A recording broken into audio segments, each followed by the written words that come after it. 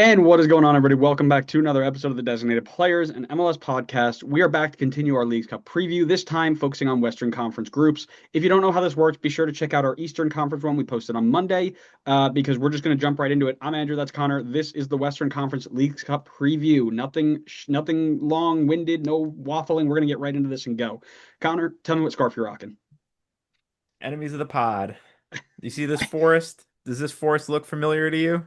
I was so close to grabbing this one. I'm like, I was like, oh, what do I want? What do I want? And Grace had knocked over a bunch on the bottom, and I saw one that fell, and I was like, oh, I'll just grab this one. But I was so close to grabbing it. We should Um, have matched. yeah, well, I got the newcomers. I got San Diego, one I know Fair you don't play. have yet. Fraud. I do not. I gotta wait for the sale. Good luck. Messi doesn't accept sale. That's true. Messi only raises prices, He not doubles the drops them. prices. All right. Well, listen, why don't we just jump right in because we spent a lot of time on Monday doing our thoughts on the tournament as a whole, the new setup, all that good stuff. So you can check that out if you want to hear our thoughts on that. But we're just going to go into our previews here to avoid this being another 3 hour episode. So we're in West One. Tier 1 teams are Tigres and LAFC. Tier 2 teams are Houston and Pachuca. Tier 3 teams are Mazatlan and San Diego FC. So we'll start with Tigres, the powerhouses of Liga MX. Most recently, they won the Champions League in 2020. They've got a Campeones Cup in 2023 as well. 35-year-old former Tigres center defensive mid Guido Pizarro has taken over before Las Clausura. He got them to fourth place in the league with 10 wins from 17. Good for 33 points. They've yet to play a match in the Apertura. They are insanely talented, and they have a sprinkle of MLS links, including Uriel Antuna, Juanjo Porrata, and Antonio Carrera, excuse me. This is a tournament they will expect to be performing well in, and most likely they will have winning this tournament on their bucket list. So, give me an idea of where they're playing, what their hub is, and transfers if they have a hub. I don't know if they did they do enough to get a hub. I don't know. I mean, it doesn't look like it exactly, but they have a couple of games that are pretty close by. The first one, though, is not. They are going to be at Shell Energy Stadium in Houston. Next up, they're going to Snapdragon Stadium in San Diego before finishing off their trip in BMO Stadium in LA. So Andrew kind of, I think, covered a couple of their big signings. I'd say the biggest one is probably Angel Correa coming over from Atletico Madrid. A couple other names I wanted to call out here is Romulo and Joaquim. A couple of Brazilians coming over from Internacional and Santos, respectively. None of those are my player to watch. I've gone actually for Diego Lainez. That is for those that remember, was hyped up for a long time as one of the up and coming stars for Mexico. Someone that was had the potential to be on the level of someone like Chucky Lozano and did not quite hit that. I mean, I think he kind of it felt like he struggled a little bit in Europe. I mean, he still got over there, so like credit to him for that. There's a lot of players that don't even get that opportunity. But now he has come back to Mexico to play with Tigres. The last couple of seasons has really started to make his spot in the starting lineup, but still kind of hasn't hit that goal scoring, assisting involvement like I think a lot of people would expect. Granted, I don't know how Tigres play. Maybe they play him in a different type of role, but there's clearly a lot of talent there. So very interested to see what he can bring to the table if maybe he could still kind of hit that level of potential that he once had. Yeah, I think it's a good one. Before I do mine, I will say I just found the list of assignments. Club America, who we will cover later, is in Salt Lake City, and then we'll play two matches in Texas, which they list as a like, oh, you get a privilege, you don't have to travel. But Texas is basically the size of a country anyway, so that doesn't really Yeah, help them. seriously. Cruz Azul will get two matches against LA or against its MLS oppositions in Carson, so they'll be hubbed out in Los Angeles. Quotes. Toluca, who we covered before, they get two matches in the New York, New Jersey area, Sports Illustrated Stadium. Tigres, who we just spoke about, are in Southern California, like Connor mentioned. Monterrey will get two matches in Cincinnati, and Pumas will get all three of its matches against clubs in Florida, which is what we spoke about last episode. So that is your list of hubs. It's a little bit different from last year where they had like this was where you are playing. No ifs, ands, or buts about it. Everybody travels to you. Now they just get general areas, which I think is interesting. But let us know what you think about that. I, of course, as you had kind of alluded to, one of their new signings, Angel Correa, is somebody that I'm keeping my eye on because first off, I thought this was going to be a perfect player for MLS to toss $22 million at and say, hey, come play for us. Instead, they gave it bums like Latte Lath, who's leading the league in not scoring goals. He's Whatever. Um, no, he's actually doing okay. There are other players that need to step up around him. But instead, Liga MX get him. He's going to be a terror on the wings against any MLS side that he faces, especially with Tigre's quality around him. Um, that is going to be a nightmare, and it's yeah, I'm just worried that he's going to do to us, like I said, kind of in the last episode, players who I thought should have come here and then end up going to Liga MX usually hurt us. So I think he'll end up doing something like that. 8 million euros is all it's saying that it took to bring him in. Like, come on, you telling me there wasn't a single MLS side that could have thrown that money at him? Like, come on. Literally, literally. I bet you Montreal's still sitting on the same money that they get from all the players they dumped out. You could have thrown 10 million at Correa and he would have been the biggest name player you've had since Didier Drogba. Yeah.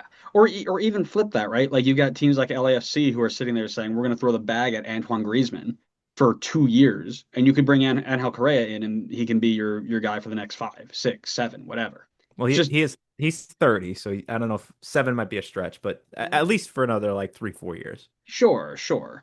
But anyway, speaking of LAFC, why don't we transition into them because Steve Cherundolo is preparing his ride off into the sunset as he announced that he's going to step away from the team at the end of the year. LAFC were in an extremely tough Club World Cup group, as it turns out, with the eventual champions as their first ever game. And while the feeling was that they underperformed, they stood tall against the likes of that eventual champion Chelsea and dropped points probably where they shouldn't have. But now they enter the League's Cup in fourth place in the West with 2 or 3 games in hand, depending on who you compare it to. They've got 35 points through 20 games on 10 wins and 5 draws. This group might not be the toughest, but to be a top 4 MLS side, it may be difficult for them. Talk to me about where they're playing and some of the moves that they've made so far.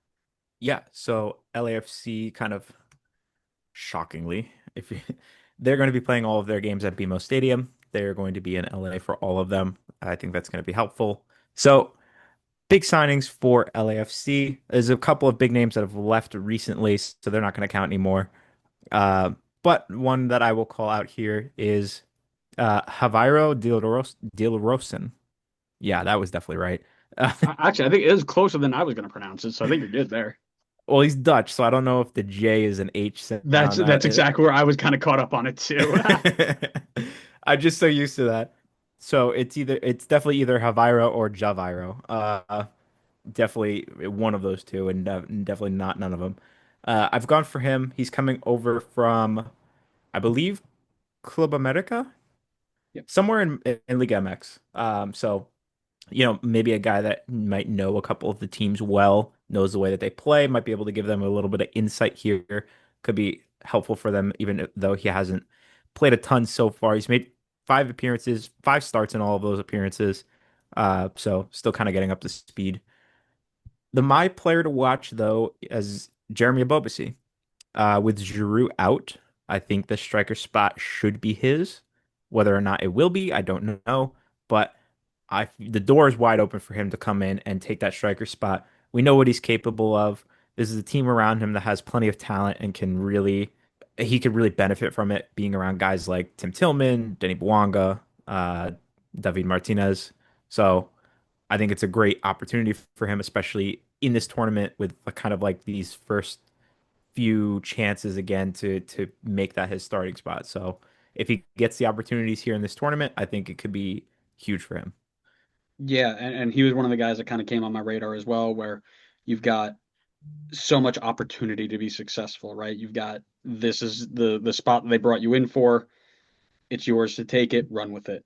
But the player to watch for me is going to be that Javiro Dilrosun. He was brought in on loan on a DP deal from Club America for the Club World Cup. and I believe he's there. I mean, he played the last two World Cup games, Club World Cup games, I think. I don't think he played the one that I went to, but he was getting minutes. And then I'm sure they're gonna work him in there. But I've heard that there's a purchase option on there, so he's got the Club World Cup and like 15 MLS games to show that he deserves the move and the bag that comes with it, right? So he's got a goal in 4 games, all of which were starts in MLS after Club World Cup.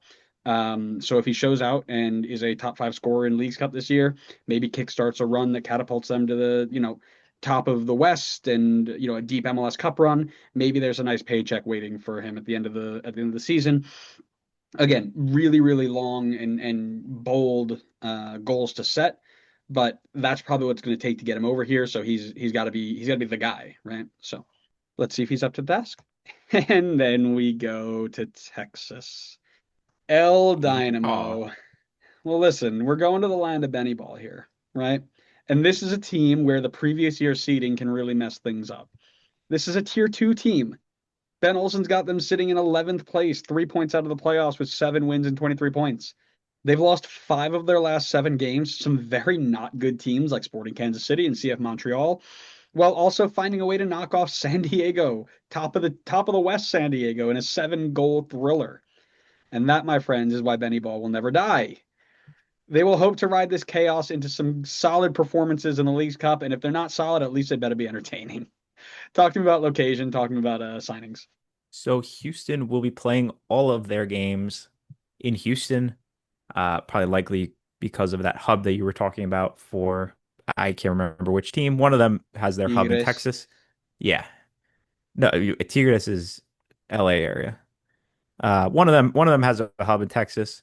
And I think that has allowed the opportunity for Houston to host all 3 games. So all will be played at Shell Energy Stadium. A couple of the big signings, I've gone for Jack McGlynn, getting his shot with the national team lately. Seemed to have really broken out this year with Houston. And then I've gone for another fun name to pronounce. I gotta stop picking people with tough names to pronounce. Um, I've gone for Ondrej Linger, Eastern European name, just as bad as some of the other names that I have to pronounce. I believe he's Czech, Czech, just to be specific. I don't even Header? know if that counts as Eastern European. Huh? Header? Close enough. They could be related. My player to watch, though, the aforementioned Jack McGlynn, a guy that started to get chances with the national team, in my opinion, looked pretty good when he was on the field out there. He has become a focal point and a big player in this Houston team. Yes, Houston hasn't performed super well this season, but I think that McGlynn has really rose his stock here and gotten a chance to kind of shine more than he would in Philly, where there were a couple of other big names to kind of take the spotlight. So it's been, I think, a good landing spot for him here in terms of his career development and another really big opportunity for him to kind of take his name to the next level and have like a bigger temporary spotlight on him in a cup competition. Yeah, yeah. And I actually am gonna just piggyback off of that and go with one of the names you so brilliantly pronounced.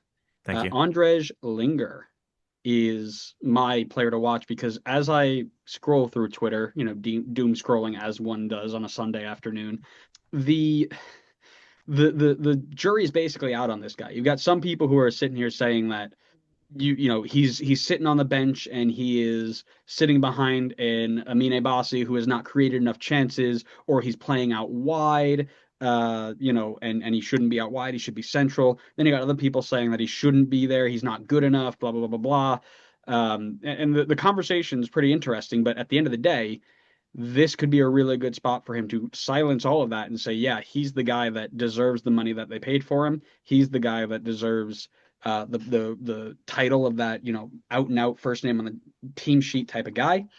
And really, he's got 5 goal contributions in 15 games. It's okay. But he's really, as a designated player, that's the return a TAM player would give you. You need to turn those numbers into more successful stuff. So it'd be interesting to see if he can do that here. Let's move back to Liga MX then with Pachuca, another one where the previous season results are interesting in terms of the tiers because Pachuca just 2 seasons ago were the Champions League winners in 2024. They just won their first game of the Apertura 3-0. They finished eighth in the Clausura last year with 8 wins and 29 goals scored. They're under the leadership of Jaime Lozano. They had similar experience to many CONCACAF nations in the Club World Cup, bouncing out early after some good performances. Now, with the MLS links such as Jonder Cadiz and Chofis Lopez, they will look to make a deep run in League's Cup. Talk to me about locations and transfers. So Pachuca is going to be playing their first game in Snapdragon Stadium in San Diego, followed by a short trip over to BMO Stadium in LA, ending things off in Shell Energy Stadium in Houston. One of the names that I have gone for here in terms of big signings for them, I've gone for Eduardo Gabriel from CD Everton, not England Everton. And then my player to watch is the youngster Elias Montiel. Seems to be an up and coming player over in Mexico. The 19-year-old actually scored in their first game in their win that Andrew just mentioned before, but in his previous 2 seasons has played significant minutes and has made a lot of starts with the first team here. Seems to be really making a name for himself and a name that I hadn't heard of before doing the research on this. So very interesting to see a young guy with this much experience already, probably due to his, ability on the field. So we'll definitely be keeping an eye on him. Yeah, well, I'll go with another guy that you probably have never heard of, considering you only, you're kind of more of a front runner than anything else. But I'm going for a guy named Kennedy. He used to play for this club called Chelsea. I don't know if you've ever heard of them. You probably haven't seen them play in years, but this is another promising career that was ruined by the lone army of Chelsea FC. He ended up at this second-rate League MX league, and he's going to try and revive it, but he's 29 years old. So we're probably going to have to watch him come into Leagues Cup, get pocketed by Ryan Hollingshead, then go travel back and get pocketed by Chris McVeigh for 90 minutes. I mean, let's see if he can get anything going for Pachuca, but they're missing their best goal scorer in Solomon Rondon, MLS killer. Wish him terribly. I hope he never comes back and plays MLS teams ever again because all he did was brutalize us every single time he was on the pitch. 3 goals here, 2 goals there. I'm glad he's no longer around. But Kenny's going to need to be one of a few players that step up and make an impact in this attack. So, Fun fact, one of my Chelsea jerseys is Kennedy on the back. yeah, but you that was supposed to be like Ryan Kennedy, like you got it for some American that was supposed to be over there. You pulled a Connor Burke and just put a random American on a name. It was like I'm willing this into existence. It's gonna happen. No, I picked it. I picked it because my number in baseball growing up was 16, and he was number 16 at the time on Chelsea. So he You just played happened to baseball? be. I played baseball, That's so crazy. he happened to be the guy that made it onto the jersey. That explains your lack of ball knowledge. Finish up the Liga MX sides in this group. It's Mazatlan. It is another one of the bottom clubs from Liga MX. They've got a massive offloading of talent recently, including the likes of Luis Amarilla and Rodolfo Pizarro, who we spoke about a little bit earlier. 70-year-old Victor Manuel Vucetic. He's the way I'm going to just call him the Liga MX Bruce Arena at this point. And he's going to look to try and go on a miracle run with Mazatlan, who finished 16th out of 18 in the Clausura last year, which is 4 wins and 17 points. However, they have already picked up a quarter of the wins from last season in this season, winning one of their first 2 games in the league. With all of that offloading, they're left with one scarce link to MLS, that being somebody that we all know and love from the US Twitter will love. Ventura Alvarado, a center back who had a brief stint with Inter Miami and an even briefer stint with the USMNT. I'm sure because he doesn't play in MLS anymore, everybody wants him into the national team. But yeah, he was not very good. Talk to me about We locations, players, and go ahead. we almost had another one, but Luis Amarilla just left recently. No, I know that's why I said Amaria and Pizarro left very recently, so they used to Yeah, be there, but they're not there anymore. close, almost. I mean, they're spreading the wealth. They brought Pizarro onto another team so that they made sure that we tried to have one for every team. Well, So I respect it. Liga MX knows that the only way to beat MLS is with MLS because they can't do it with just their players. So they take all the players from MLS and they spread them out against the teams, and then they go play us and they say, "Ha, look at what we did to you," even though we just did it to ourselves, basically. So anyway, Mazatlan, they're going to be playing their first game at BMO Stadium in LA, followed by a trip over to Shell Energy Stadium in Houston, and then back to the West Coast to play at Snapdragon Stadium. Definitely going to be a bit of travel. Feels like one of the teams that's going to have to travel probably close to the most with that back and forth there. In terms of big signings, Anderson Duarte was a name that I'm going to call out here on loan from Toluca. And he is also my player to watch here. The young Uruguayan coming over on loan from Toluca has been getting some game time to start the season with them. I think there's probably, I mean, he had some success early on in his career in Uruguay, but since moving over to Liga MX, hasn't really found his place in the team. He had a stint with Mazatlan last season, didn't play a ton, just about maybe 600 minutes, one goal, one assist, so a little bit disappointing, but he's still very young. So maybe this is an opportunity for him to kind of get his feet wet, just see some new like defenses. Maybe he's struggling a little bit against the Liga MX teams. Maybe he goes up against some of the MLS sides and can build a little bit of confidence and then carry that into the season and kind of find that form that he had back in Uruguay. So he'll be the one I'm watching. Yeah, and I'm just actually I'm double checking here just to make sure. No, I didn't. I went with a Colombian, and his name is Nico Benedetti, a name that I feel like I've seen around for a while now when it comes to Liga MX. He's got a Colombian national team cap as well, but he's been a key part to the Mazatlan attack in recent seasons. 15 goals and 12 assists since the 2022 Clausura.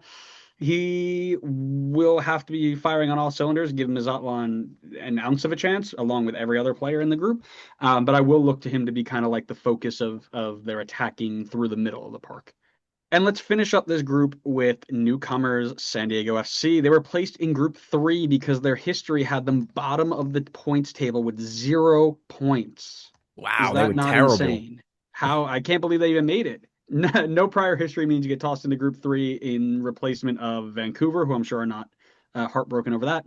But I think they may surprise some people here under the guidance of Mikey Varas. They have surged this first year in the league, similar to St. Louis's first year in 2023. Currently atop of the Western Conference by 1 point and on a great run of form. They have 13 wins in 23 games and 46 total goals. They are not to be slept on here, that is for sure. Talking about where they're playing and who they might have, everybody's a new signing. So talk to me a little bit about maybe the bigger new signings. I quite literally wrote for big signings. I quite literally wrote everyone. But yes, I could call out some of the bigger new signings for them. But first, in terms of where they're going to be playing, a big boost for them in their first ever Leagues Cup. They're going to be playing every game at Snapdragon Stadium in San Diego, so they'll have the home crowd. They won't have to travel much. That should help them out a bit here. As mentioned, everybody on this team is new, but some of the bigger faces for this team, Anders Dreyer, for those that have been following the league, has been monumental for them. Was kind of, I would say, one of their bigger maybe not by name, but one of their bigger signings to start things off anyway. And then another big face, Chucky Lozano. That was probably the biggest one with the most hype bringing in. Just one other name I want to throw out there, USMNT semi-regular, Luca De La Torre, another name that people might be familiar with. In terms of players to watch for me, despite the fact that Dreyer seems to be the guy for them right now, I've gone for Chucky Lozano because I feel like he could be a difference maker for them. He has been doing well when he's played. The thing is, it's been a big question of when he's played. He has 1,200 minutes right now, and just to give perspective, Dreyer, who has the most minutes on their team, has 2,100 minutes. Um, so going to be interesting to see how they use him in this tournament. But when he's on the field, he has been very productive for them. So it will be very interesting to see what kind of damage he can do when he gets his opportunities. And that's kind of all you need in a cup competition like this. Luckily, there's no Leagues Cup fantasy because he's usually very productive until I pick him and captain him for my fantasy team. Right, Grace? Isn't that crazy? Isn't Well, that good thing there's no insane? fantasy for Leagues Cup, so they should be doing well. Grace. She's like, I know, isn't this? He's crazy. She's like, "Listen, give me the mic. I told him not to pick him as a captain."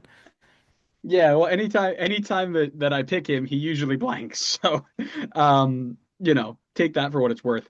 Because I was gonna pick him for my player to watch as well, but I figured, you know what?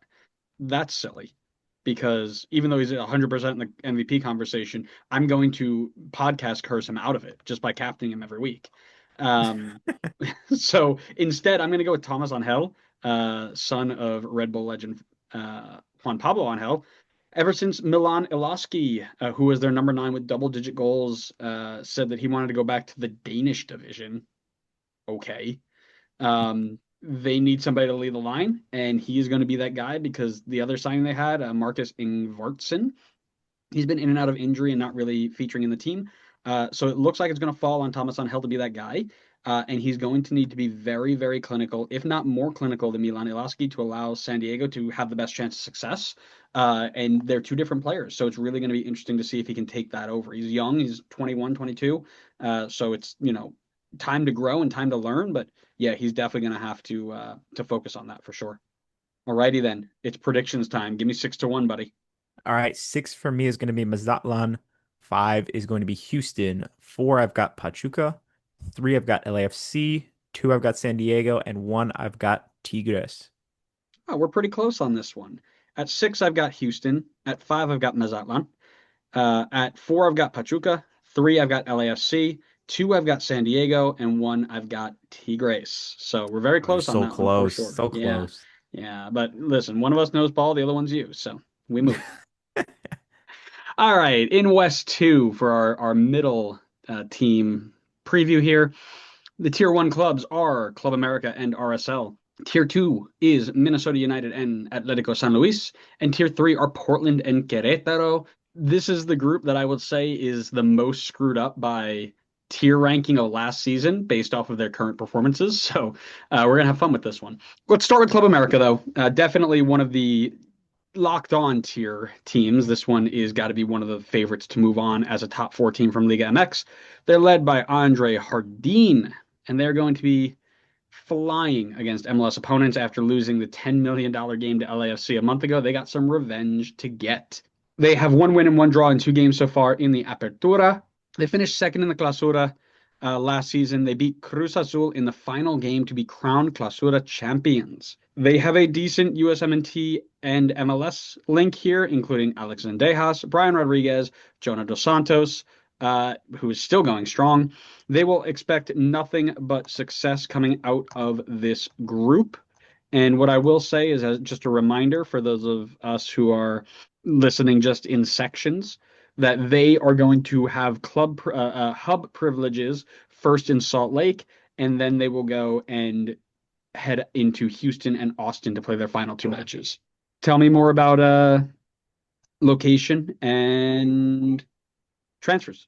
Yeah, so as Andrew mentioned, um, first, before they get to their hub, they will be making a stop in Mormon Land, America First Field in Real Salt Lake.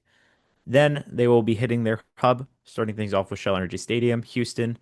And I'm going to call it hub in quotations because then their next move is to Austin. And as Andrew mentioned previously in another section in this episode, Texas is big for those who don't know. It is really freaking big. So to go from Houston to Austin is a 2.5 hour drive. That's not the longest, but that is not exactly playing in the same exact stadium. But regardless, their last game, as mentioned, Q2 Stadium in Austin. That is their hub, in quotes. Some of the big name players that they have added recently, I've gone for Eric Sanchez, coming from Club America, Rodrigo Aguirre, from Monterrey, and then last but not least, Azeas Violante from Toluca. So bringing in a lot of Liga MX talent from other teams. My player to watch, though, one that Andrew mentioned before, Brian Rodriguez, off to a flying start so far this season, for Club America. We know what he's capable of from his time in LAFC. Yes, he didn't quite hit the heights that we had expected for him, but it was good enough for him to get a move over to Europe temporarily. It didn't work out. He came back to LAFC. Now he is back in Club America and has done pretty well for himself there. So I think he will be a key factor for them in terms of him being kind of in form and also just having some familiarity with the teams in MLS and the way that they play, so the way certain players play, and all that. Had no idea Rio Tinto Stadium was renamed. I mean, poor on me, What do but you mean? yeah, I did not. When you said America First Field, I'm like, are they playing at a baseball stadium? What? Um, Oh, so well, the if I'm wrong, that's what MLS no, had you're on no, their no, you're website. right. I looked it up. They changed it in Okay. 2022. I mean, it's been there for a while. I just didn't know. Which again, bad on me. I But mean, well, no, that's just RSL for yes, no offense to RSL, but the news Maddie, doesn't make its way over to the East Coast much on RSL. Maddie Casey, do not let Connor's words stand for all of I didn't us. say anything about RSL fans. They're amazing, but I'm just saying RSL news does not make its way over to the East Coast much. Pivot, pivot. My player to watch is Alex Zendejas because all I heard this entire USM MNT camp was, I can't believe they called up insert MLS player here. They should have brought up Alex Zendejas. Ah, right. That was spot on verbatim, by the way. Yeah, I Um, could tell. yeah, yeah. That's USMNT talk for I know ball. They don't know ball. But to be fair to him, he did ball out. 12 goal contributions, 5 goals, 7 assists in 15 games. It's a good showing. And he had 2 goals in their playoffs to get them to the championship and win. But he's just not, he's like on the outside looking in. So I would really be interesting to see what this Leagues Cup can do to elevate him in the eyes, not only of, I mean, he's obviously in good graces in Club America, but I'd be really interested to see what this can do for his World Cup chances because this is it. There's not a lot left. So you really got to push it and see where you can go. Speaking of RSL, we don't hate you. Connor hates you. That's it. I do I just not want. hate RSL. Don't put words into my mouth. Oh, luckily I am the one who edits everything, so I will make you look good, bad, or ugly. This is probably not the best team currently to represent the tier one group in the Western groups, I guess. It's weird. Tiers and groups are mixing me up here, but um, Pablo Mastroeni's men sit in 10th place right now in the West, 1 point out of the playoffs, and they've been struggling to put it nicely in front of goal. They have 24 goals scored this year, which is third to last, only to St. Louis and to Austin. Um, not great. They have a new signing, which Connor is going to maybe tell you about. I don't know if it's been confirmed yet. But will that be enough to solve all their problems? We shall see. Connor, tell me about it. I don't believe it's been confirmed yet. There's nothing on transfer market, so I will leave it to you if you want to share it. Mhm. However, I will talk to you a little bit first about where they're playing, and it will be quick because every game is at the aforementioned America First Field.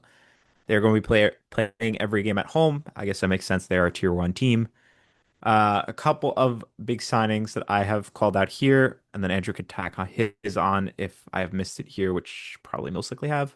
I've gone for Rafael Cabral, the goalkeeper, the Brazilian goalkeeper coming in this season. I think he's done a pretty solid job in that for them so far. So he's probably going to be busy this tournament, is my guess. And then I've gone for Johnny Russell. Yes, he is aging, but he has been quality across many seasons in MLS and could be a difference maker for them off the bench. Do you want to tack on your last one there? Yeah, I'm just looking it up. Tommy Scoops was tweeting a link. Essentially, it is a striker out of Slavia Prague. Let me see if I can find the actual name here. I did a lot of tweeting during the last couple of days, so it's hidden. But let me see if I can find. There he is. All right. His name is Victor Olatunji from Sparta Prague. Fee around 2.5 million. Likely to get done without needing a DP deal. So it's nearing being done. It's not completed just yet.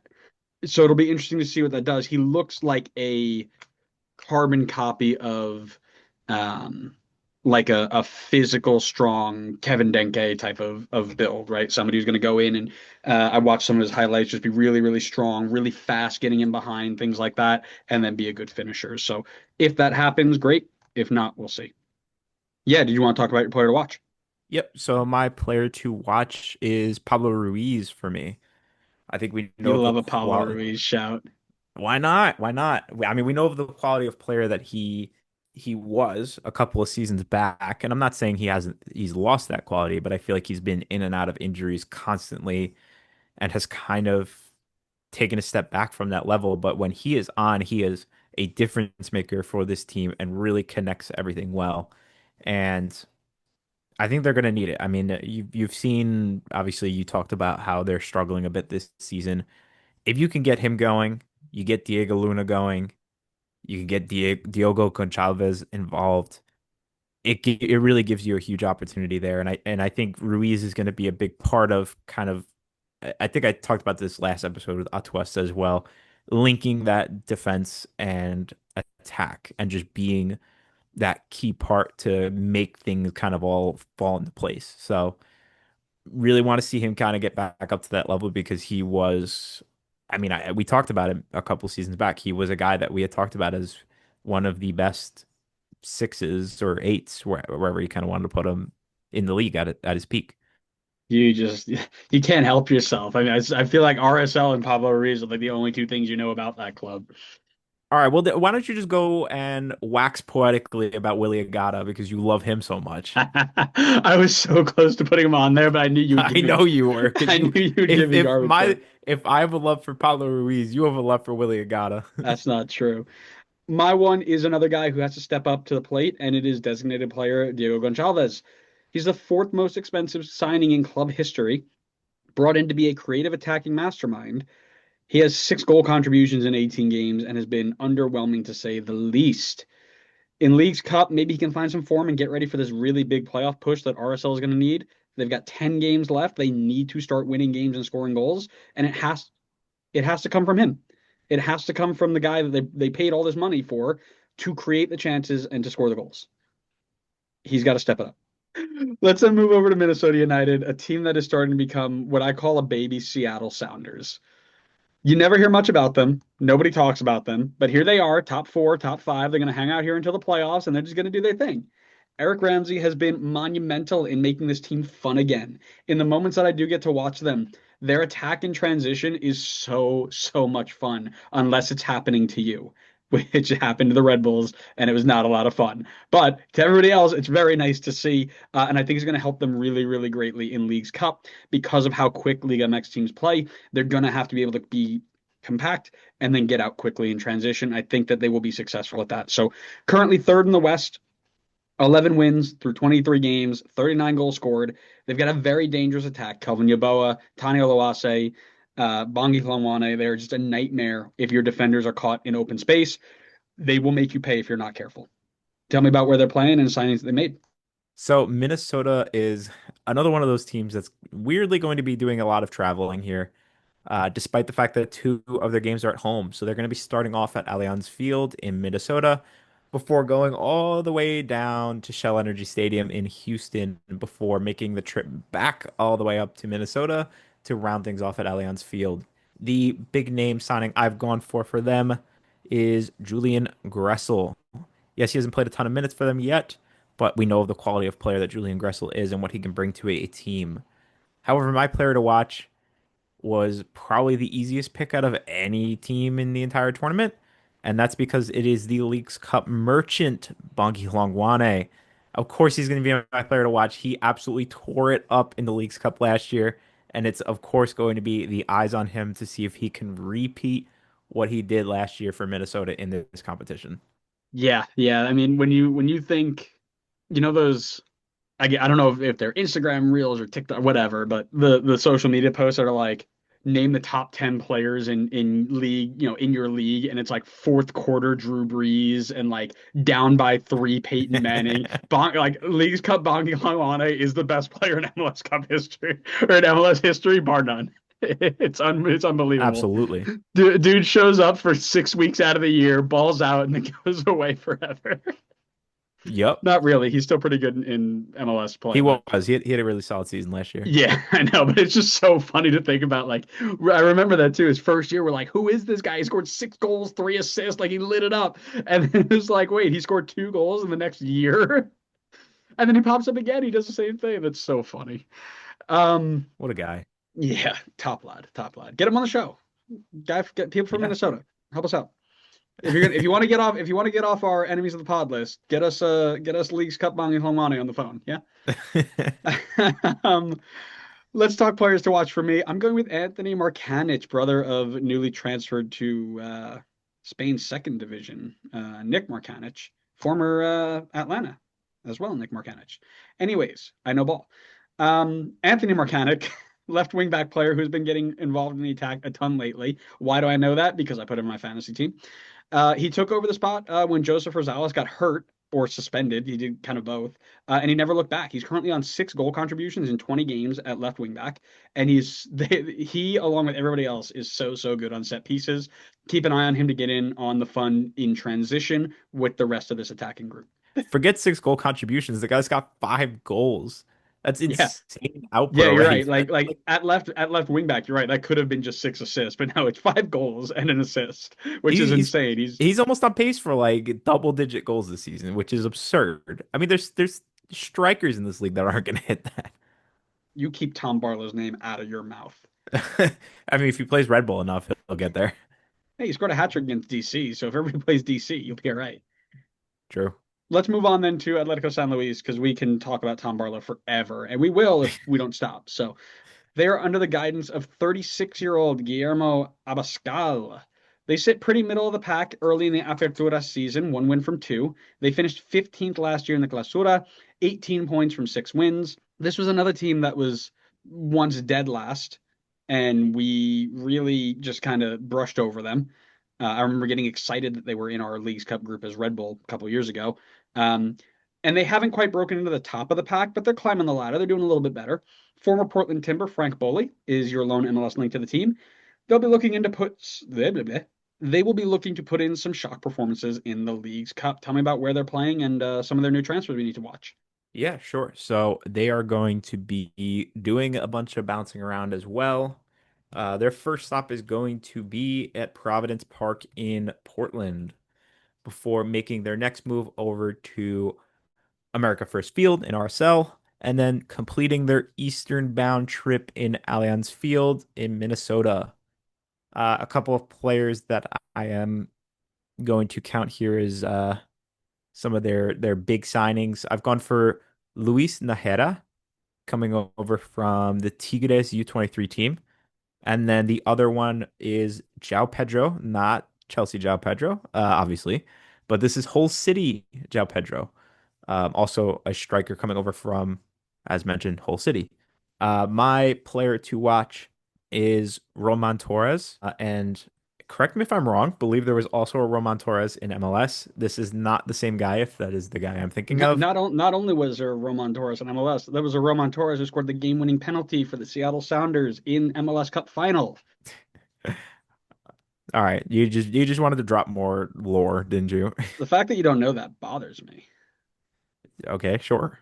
Yes, so this is not the same Roman Torres. This is a 20-year-old a 20-year-old defender for Mexico who has been playing for Atletico San Luis for the last year or so.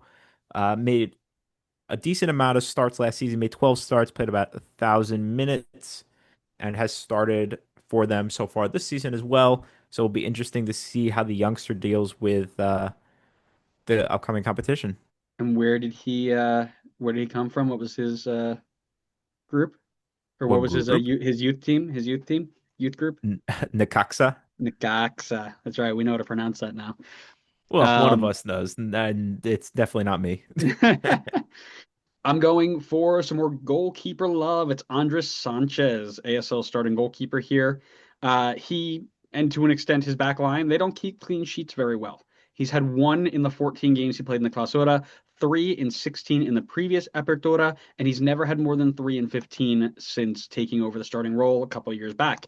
Against attacks like this that he's going to have to go up against, he's going to need to be elite and have a seriously, this is for you, have a seriously impressive PSXG plus minus to give them any hope. We haven't we Yes. haven't had we haven't brought that stat out in a minute, so I figured let me slide it in there.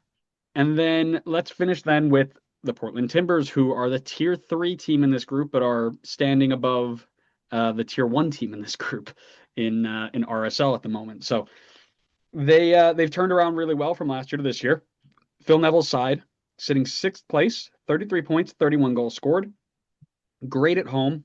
They're okay away, but the one thing that they are not is boring. You are going to have fun watching this team, whether they win, lose, or draw. It is just a vibe. Tell me a bit about who they got and where they're playing. So Portland is going to be playing in Providence Park for their first two games before taking a trip over to Tejas to play in Austin at Q2 Stadium. Big signing for them. I've gone for David Da Costa. He is their Evander replacement, and he's also my player to watch. He hasn't quite filled the shoes of Evander. I think that was going to be very tough to do. Evander seems to be just different level of quality, and has shown that continuing that success over in Cincinnati. However, he hasn't exactly been a bum either. He's been solid for them. As mentioned, it was always going to be difficult to fill those shoes. Maybe this is a chance for him to kind of make his way in that direction. Obviously, this is his first season in the league. So, want to give him time to be able to settle in and really adjust. And, maybe this is an opportunity for him to kind of put away any past results that have been going on in the regular season and start with a clean slate, build up some confidence, get more familiarity with the team. So, going to be keeping an eye on him because I think he's going to be a really crucial piece for them. I like it. For me, I'm going with Kevin Kelsey. I think he was recently linked, and I don't know if it was a real link or one of those fake ones that people were doing, but I think he was linked away from Portland with big money. So I don't know if that's a thing or if it's on his head or if it's real or not. But he leads the team in goals right now, even though it seems like this is one of those teams that everybody pitches in and scores a little bit here or there. He's only 20 years old, but his size and his ability lend him to having a really high ceiling. A good showing against these Liga MX sides could bring them a lot of money. Basically, Portland Timbers could get a ton of money for him if they get it right. And this could be a good jumping off point for him to show that he can compete not just in MLS, but outside of other clubs as well. All right, let's finish off then with Querétaro, the Liga MX side that was pretty average in the Clausura with 20 points through 17 games, 6 wins, and 17 goals scored. That was good for 12th in their Clausura League. So far, they haven't started off all that hot, losing both games by a combined score of 4-1. Ronaldo Cisneros, familiar to our friends in Atlanta, as well as Lucas Rodriguez, our DC friends will know that name. They lead the MLS Link train and will be getting behind boss Benjamin Mora to find their form in this tournament. Talk about signings, talk about locations. Yep. So Querétaro is going to be doing a bit of traveling here, so get your miles in.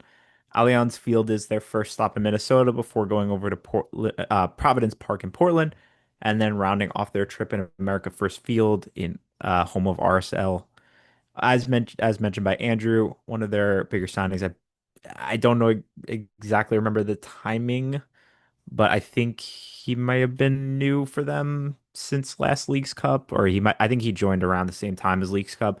Lucas Rodriguez, formerly of DC United, for a brief stint before leaving again, and he is also my player to watch. I think he, in his career, has shown flashes of being a dangerous attacker, and also has plenty of times where he has not. Last season for Querétaro, played a lot, made a lot of starts, but did not contribute a lot in terms of goal contributions from what it looks like. And looks to be starting again for them this year. Really gonna need, I mean, listen, Querétaro has got a lot of work to do to get out and then make something happen in this tournament. If something's going to happen, I think he's going to have to step up and become a star player for them. My player to watch, I believe this was my guy that I had last year too, Kevin Escamilla, captain center defensive mid. I think I mentioned this for the same reason last year as I did this year.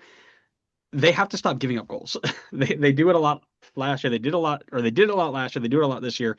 You have to figure out how to lock in and stop giving away so many chances and so many goals, and that starts in the spine of the team. So I'm looking at him to take charge and to improve upon what we are seeing week after week for Querétaro.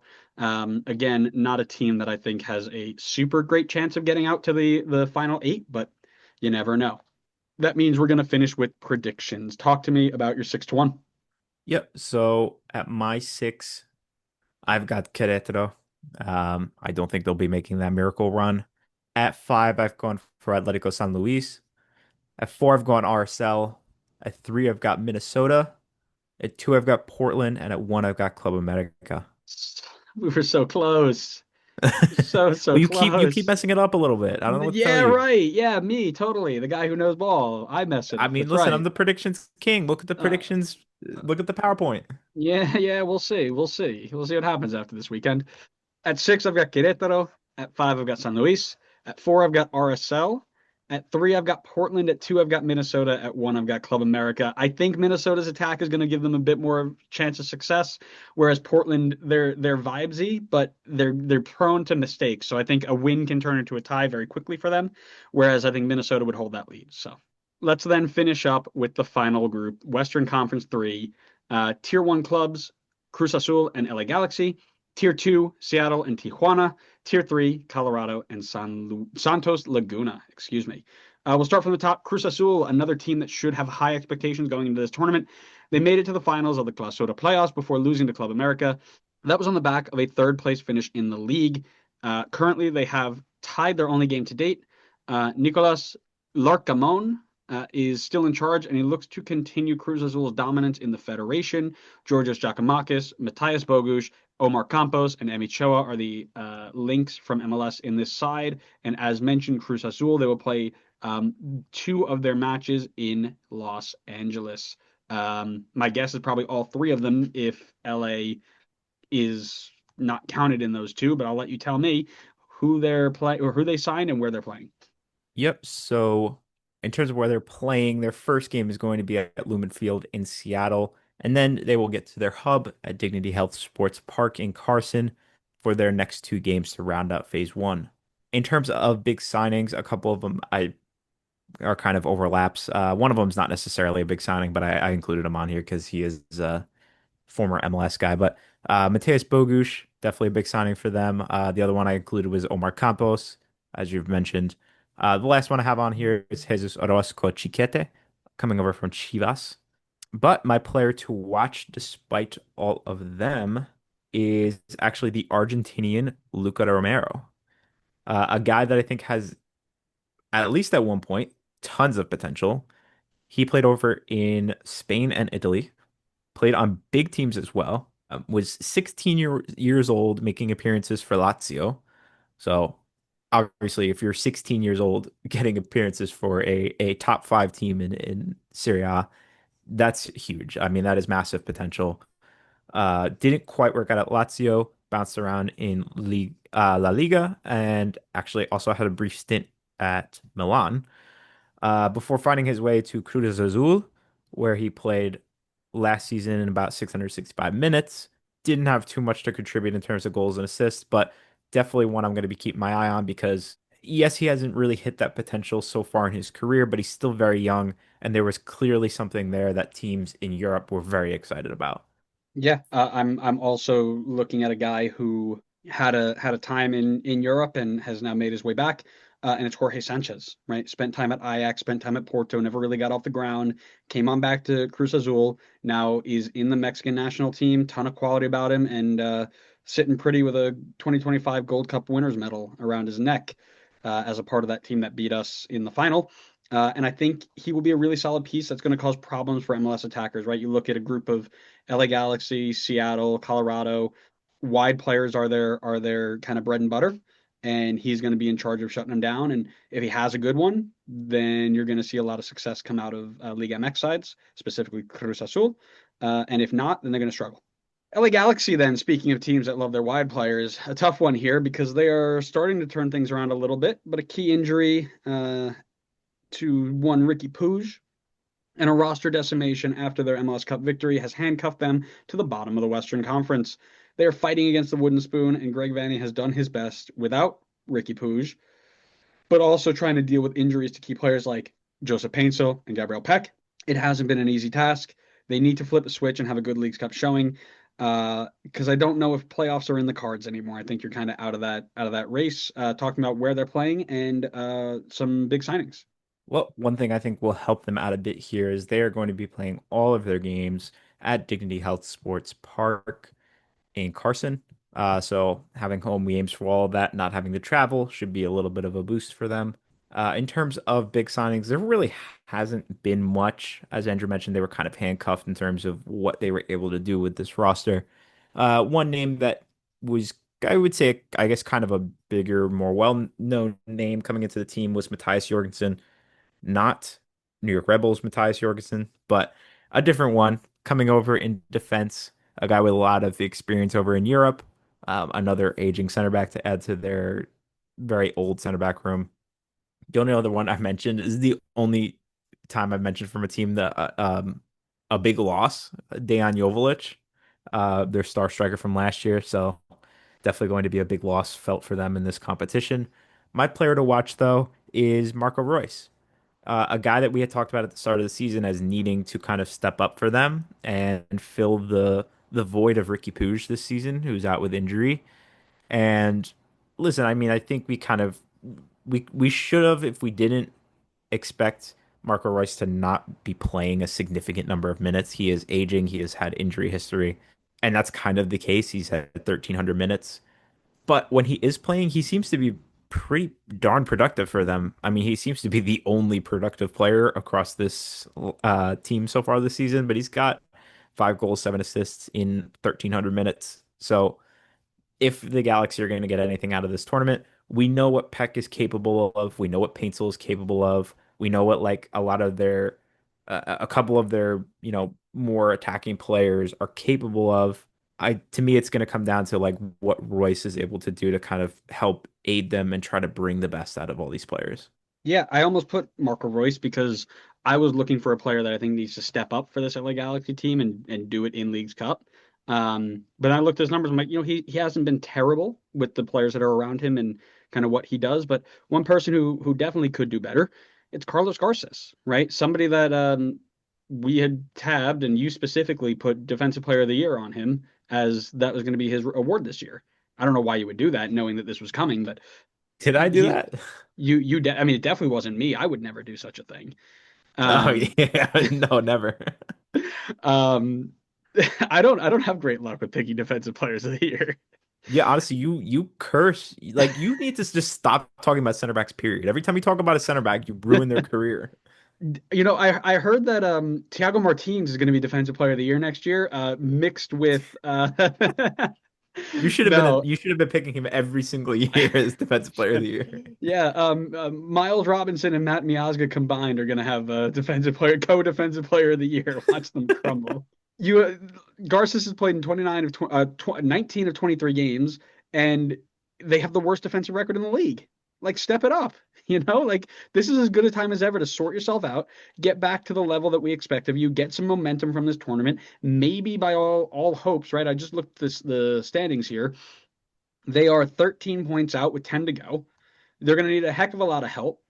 And my guess is not going to happen. But at the very least, similar to a St. Louis last year, which again didn't really translate to this year, but get yourself on a good bit of run, end the season the right way, save some face. Maybe it's my face, but save some face, will you? Let's go to Seattle then. Let's go to the second MLS team in the group because they had what we described as an impressive performance at the Club World Cup. They didn't get any points, but in a group that we expected them to get blown out of the water in, they held their own. Right now, Brian Schmetzer's men are primed for another MLS Cup challenge, but first they're going to have to deal with Leagues Cup. They sit on 34 points through 22 games, 9 wins in that time span, just 1 point out of the home playoff games. Jesus Ferreira starting to pick up some form, and the players are ready for a challenge for both trophies in Leagues Cup and MLS as we enter the final stretch of the season. Talk to me about signings. Talk to me about locations. Sure. So Seattle is going to get the beneficiary of being able to play every game at Lumen Field. So they're going to be home for all 3 games, no travel. That should be a boost for them, especially coming off of having to play games recently in the FIFA Club World Cup. In terms of big signings, Andrew just mentioned one of them before. Jesus Ferreira joined the team over from Dallas, and along with him came Paul Arriola. The aforementioned Jesus Ferreira is also my player to watch in this competition because, Andrew last season had talked about Jesus Ferreira being an MVP type of player, and I'm still kind of waiting for him to get to that level. Um, and we just haven't seen that in the last few years. What, you have something to say over there? I'd like for you to stop putting your shortcomings onto my shoulders. I carry this thing enough. I don't need to carry you as well. Listen, if you can't handle it, don't dish it out. I don't Uh, dish it out. You were the one who you, picked you him. you literally just said that Garces was my defensive player of the year pick. Listen, if you don't look it up, then it's true. I did look it up. My pick You was don't need to Jackson look it Reagan. up. No, you did not. I have it in my file. Your Roll files the are clip. wrong. Roll the clip. Corrupted. Corrupted. Roll the clip. Um, I rolled a clip and I just put the audio like Carlos it's just Garces. edited. But yes, Jesus Ferreira is my pick here. He has not found the form that he once had. Honestly, probably since his move to Russia broke down, he kind of has just completely fallen off in form, and really has not gotten back up to that level since then. But as Andrew mentioned before, has been doing a little bit better lately, and I'm hoping maybe this is a chance for him in this competition to really solidify that form again and just find his footing.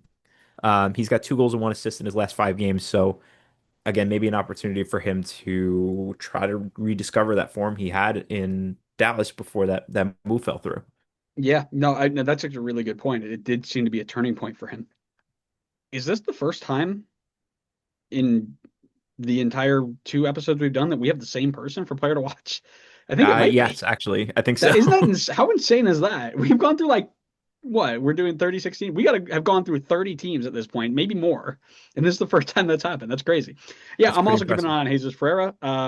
I haven't seen a ton of Seattle, admittedly, but all the reports are saying that he's really starting to find some form. Some of our friends on Twitter are talking very highly of him. And that's only great for Seattle and MLS as we enter the final stretch here. So they're unbeaten in the last 4, but they need to start turning these draws into wins. They want to climb and hold on to the top 4 category. And in-form Jesus Ferrer will do that for you, and he can use Leagues Cup to really, really solidify that form. So excited to see that happen. All right, final 3 teams here. We're going to go to Club Tijuana. Currently middle of the pack in the Apertura, 1 win from 2. They had a relatively disappointing showing in the Clausura, finishing 13th on 6 wins and 29 goals scored. Head coach Sebastian Abreu will look to turn things around after taking over just 2 months ago. And those of you who might know, he will also be looking to avoid being sent off by headbutting a referee just 7 minutes into play. Do you remember that? I do not. Oh man, you need to watch more soccer then. Club Tijuana's old coach, also former Red Bull, Juan Carlos Osorio, in the final game of their group stage, I think they had already been sent home. They were playing LAFC, disagreed with the referee's decision and got into the face of the fourth official. And it was a woman official, so a little bit shorter than he was, looking down on her, yelling at her, and then goes, like, shoves his head in her face and gets sent off 7 minutes into the match. So hopefully Sebastian Abreu doesn't do that. We're going to hope that he can control himself. Um, but the only MLS link we see here is Joe Corona, who bounced around the Western Conference before moving to Mexico. Talk to me about transfers. Talk to me about location. So it's another team that's going to be doing a little bit of movement, getting those frequent flyer miles. They're going to be Nice. starting off in Dignity Health Sports Park in Carson before going over to Dick's Sporting Goods Park in Colorado and finishing things off at Lumen Field in Seattle. In terms of big signings, again, I don't know if when exactly he joined. I think he joined sometime last summer. I don't know if he was in last year's Leagues Cup, but I've gone for Unai Bilbao, who came over from Atletico San Luis. Okay, so maybe he was, but not for this team. And then Shamar Nicholson coming over from Spartak Moscow. However, my player to watch, it is an easy one. I'm taking the low-hanging fruit on this one. I've gone for Gilberto Mora, the guy that we all just learned about in the most recent Gold Cup final. The 16-year-old who has been blowing up, likely because of that final and his game time with Mexico recently. But I mean, listen, 15 years old, he played almost 1,400 minutes last season.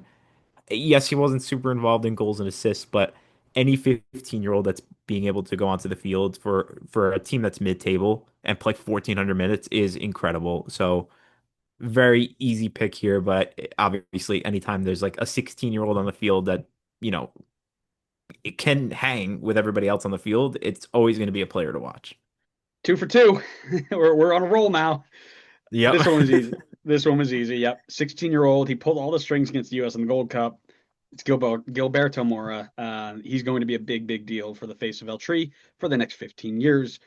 He was fantastic in the Gold Cup final. And honestly, just as a neutral, because he's not playing Red Bull, I can't wait to watch him play. I think it's going to be so much fun to see how he stacks up. And yeah, I can't imagine he'll be in Liga MX for long, or if he is, he'll bankrupt Liga MX by making them overpay to the nth degree to keep him here.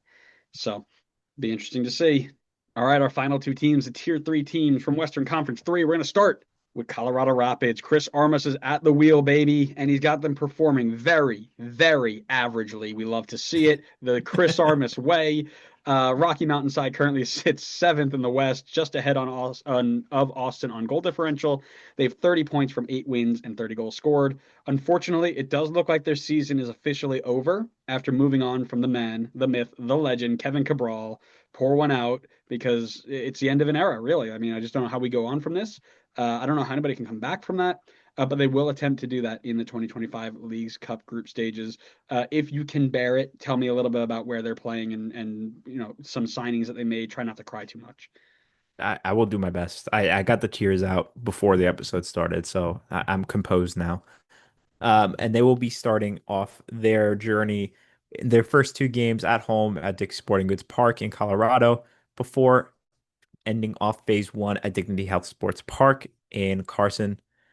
In terms of big signings, the name here I've gone for is Chidozie Owazium coming over from Cincinnati, the experienced European center back. Player to watch. Going back to a little goalkeeper love. Give me some Zach Steffen here. Listen, I mean, he had a spell in the middle of the season where he wasn't, yeah, I think probably was out injured. I don't remember exactly what that block was, but he's back now.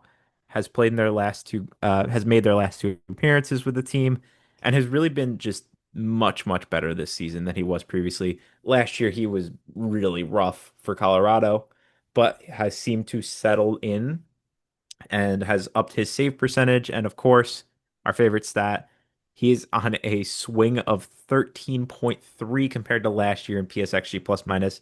It's a huge step up for him. And it's a big opportunity because the goalkeeper door is wide open for the USMNT.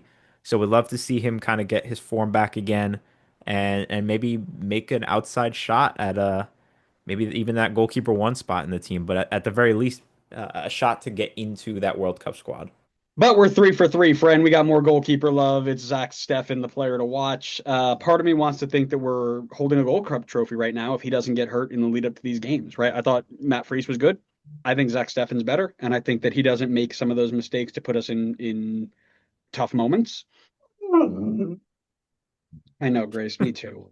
Me too, baby. I know. I know. I wish we would have won the thing too, but I still think he's got a really good shot at the number one goalkeeper job come World Cup time if he can get into the friendlies and perform well. And I think a good showing here at the Leagues Cup will help him out. It helped him out last time. I mean, the reason he's back in the national team after a tough season last year was that a 1 month period of time he was the best goalkeeper in the league in Leagues Cup. He got Colorado to third place in the or the third place game at least. And then he fell off the face of the map again, right? But because of that, he got into the national team, and now he's pushing for the number one job. He can do that again here, I believe.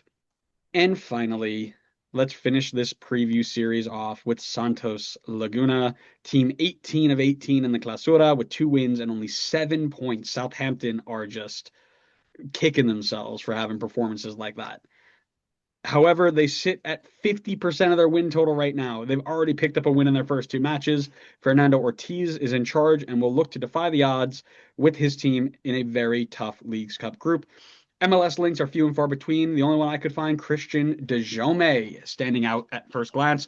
Talk to me about transfers. Talk to me about where they're playing.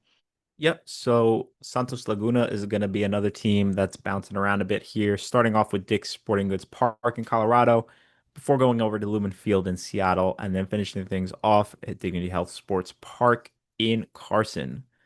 In terms of signings, two here that I will call out, Javier Güemes coming over from Atlético San Luis. And then the other one is Kevin Palacios coming over from Millonarios in Colombia. My player to watch, I have gone for Fran Villalba. Is this because I like the last name? Because Tito Villalba? I don't know. Maybe.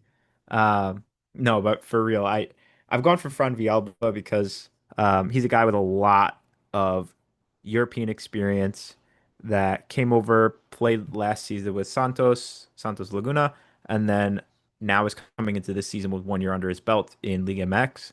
And I think he could be that. I really think he could be a key piece for them. Again, similar to Carretero, it's going to be an uphill battle for them. And maybe he can use his time over in Europe as like good experience for both himself and for his teammates and be kind of that difference maker because in a cup competition like this, really that is a huge just having one player that is just red hot can make such a big difference. So maybe he could be that guy. He's the guy I'm keeping my eye on. You would go for a Euro snob pick to be your final player to watch. Yeah. Got to end things off on a high note. Yeah. I'm going for Kevin Belanta. Is it because I remember having his FIFA card as a trading method? I used to buy low, sell high on Kevin Belanta to make thousands of coins a night, maybe. But he was brought in to try and sort out the defensive issues, I assume, considering that they conceded a whopping 36 goals in 17 games in the Clausura. And as we know, if you're conceding 2 goals a game, you're probably not going to have long-term success. So he comes in with significant Liga MX experience, and he's going to try and solidify that back line and get him to a new standard of defense. Do I think he's going to single-handedly bring them into a level of success where they get out of the Leagues Cup group? No. Do I think that he can use this to get tactics right and be more successful in Leagues Cup or in Liga MX? I do. So that's what I'm looking for. Connor, let's finish up with some predictions. What do you got? 6-1. All right, at six, this is actually the first group I have where I don't have anybody with the same number of points. It's kind of nuts. Um, at six, I've gone for Santos Laguna. At five, I've gone for Colorado. At four, I've gone for Galaxy. Three, Seattle. Two, Tijuana. And number one, probably pretty obviously, Cruz Azul. All right, my 6-1. I've got Santos Laguna at 6. I got LA Galaxy at 5. I've got Colorado at 4. I've got Tijuana at 3. I've got Seattle at 2. And I've got Cruz Azul at 1.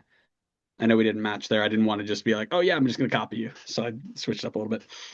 Thanks so much, everybody, for listening to our Leagues Cup preview. We hope you enjoyed it. Make sure you leave us comments about what you think is going to happen. Give us your standings. Tell us who your top four to get out of the group are. We didn't do that here because we had to split it into 2 episodes, but we will be back probably at the end of the group stage to recap it and talk a little bit about what we expect out of the group of 8.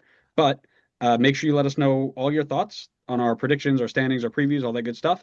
And follow us everywhere you get your podcasts so you know when our next episode goes live. We've got more interviews coming up. We've got more MLS news coming up.